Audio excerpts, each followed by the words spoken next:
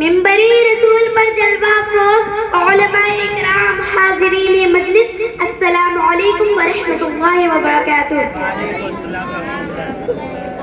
الحمد للہ الذی انزل القرآن والصلاة والسلام علی حبیب الرحمن وعلی آلہ وصحبہ اجمعین، اما بعد فاعوذ باللہ من الشیطان الرجیم، بسم اللہ الرحمن الرحیم، قل هل يستوي الذین يعلمون والذین لا يعلمون، صدق اللہ العظیم۔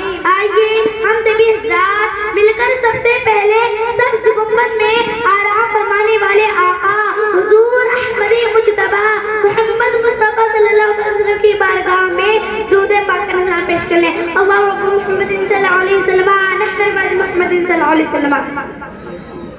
محترم سامعین، میں نے جس آیت کریمہ کی تلاوت کا شرف حاصل کیا ہے، اس میں اللہ تعالیٰ جل وعلا اپنے محبوب سے ارشاد فرماتا ہے، اے محبوب آپ فرما دیجیے کیا علم والے اور بے علم برابر ہیں؟ محترم حضرات غور فرمائیں، کیا علم والے اور بے علم برابر ہو سکتے ہیں؟ نہیں، ہرگز نہیں، اس لیے کہ علم روشنی ہے اور جہل تاریکی ہے۔ روشنی اور تاریکی برابر نہیں ہو سکتی، اجالا اور اندھیرا برابر نہیں ہو سکتا۔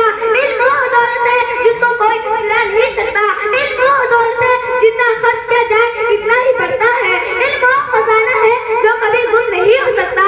علم کے ذریعے ہی انسان عظمت انبیاء کو پہچان سکتا ہے، علم کے ذریعے ہی انسان اپنے آپ کو پہچان سکتا ہے، علم کے ذریعے ہی انسان اپنے رب کو پہچان سکتا ہے۔ اسی لیے ہم سبوں کے آقا و مولا جناب محمد رسول اللہ صلی اللہ علیہ وسلم علم کی فضیلت و اہمیت پر بے شمار احادیث مروی ہے۔ کچھ احادیث مبارکہ آپ حضرات کے سامنے پیش کر رہی ہوں۔ عن انس بن مالک رضی اللہ تعالی عنہ قال قال رسول اللہ صلی اللہ تعالی وسلم من خرج فی طلب العلم کان فی سبیل اللہ حتی یرجع، یعنی حضرت انس بن مالک رضی اللہ عنہ ہے کہ رسول اللہ صلی اللہ علیہ وسلم نے فرمایا جو شخص حصول علم کے لیے نکلا وہ اب تک اللہ کی راہ میں ہے جب تک کہ واپس نہیں لوٹ آتا۔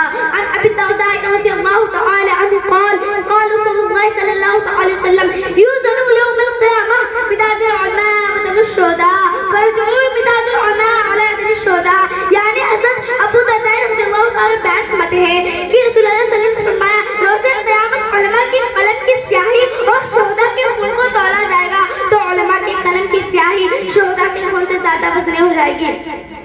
عن ابی ہریرہ رضی اللہ تعالی عنہ قال قال رسول اللہ صلی اللہ علیہ وسلم افضل الصدقہ ان يتعلم المرء المسلم علما ثم يعلم اخاه المسلم، یعنی حضرت ابو ہریرہ رضی اللہ عنہ بیان کرتے ہیں کہ رسول اللہ صلی اللہ علیہ وسلم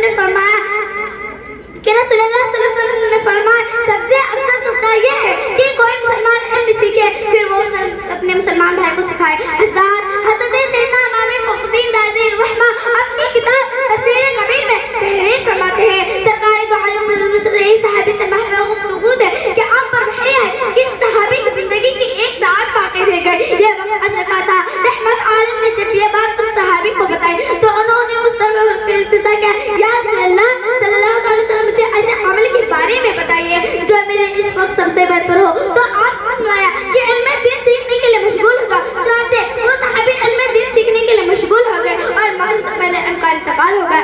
رابع فرمائے اگر علم سے افضل کوئی شے ہوتی تو رسول مقبول صلی اللہ علیہ وسلم حکم فرماتے۔ حضرات ان احادیث مبارک سے ہمیں معلوم ہے کہ علم کی اہمیت اسلام میں بہت زیادہ ہے۔ مولا تعالیٰ ہم سب کو علم سیکھنا اور عمل کرنے کی توفیق عطا فرمائے، آمین و معلوم للبلاغ۔ السلام علیکم۔ ماشاءاللہ، سبحان اللہ، سبحان اللہ، سبحان اللہ، سبحان اللہ۔